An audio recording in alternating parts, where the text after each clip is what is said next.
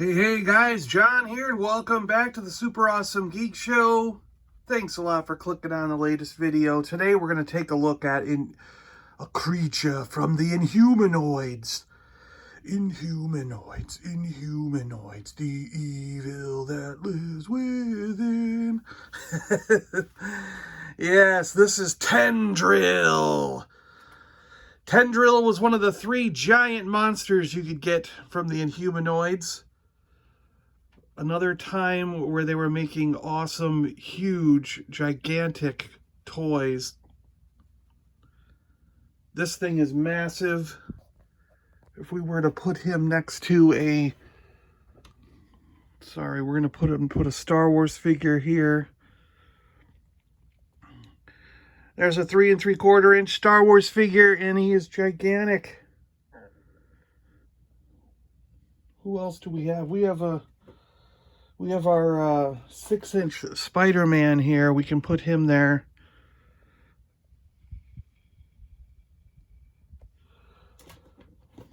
Mego.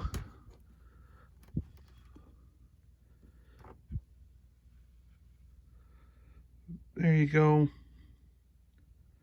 Just to give you an idea. And the Luke and stuff back there is a 12-inch Hasbro. So you can kind of see how big these guys are. Really cool. Look at his face, man. That's so awesome. I love the Inhumanoids. I thought they were so cool. It was a great cartoon. Tendril was one of the 3 giant monsters. You get Moltar and Decompose. Tendril, I thought, was one of the coolest ones. He's got a light, like this clear thing on his head. So when you shine a light through, these tendrils up here will glow. And they're kind of doing it right now. You can sort of see the light coming through. He has arms that move. His arms will move so he can reach out. And he's got tentacles that twist. His head turns from side to side. His legs will move. So he's basically a 5 POA figure, but he also has these tails back here which turn side to side. So he can have a little bit of extra movement in there. His age seems to have made him pretty fragile. He doesn't feel as solid as he probably once did. It just, he creaks and moans when he moves. And there's lots of separations going on around him. So you can even see with his head a little bit of separation happening in the joints there. So it's something that I personally just leave this guy on display. And I don't really move him much because I'm worried. I'm worried. Yeah. He's got some awesome little like suction cup markings. He's got like dribbles of ooze coming off him. Little pot marks and things.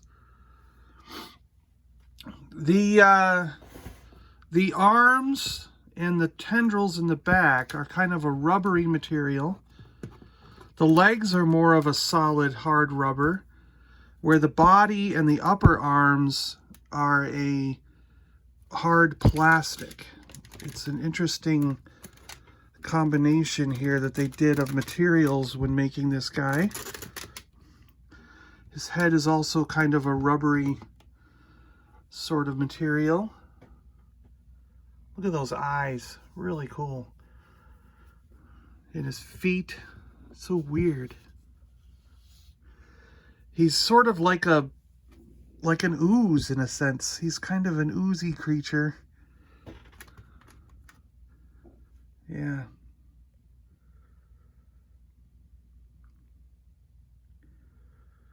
I think he's pretty cool. Tendril.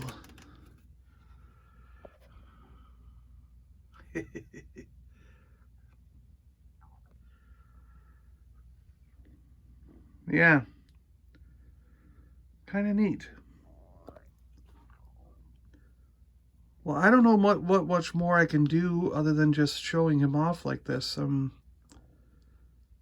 don't have a, this is actually the only Inhumanoid figure that I still have.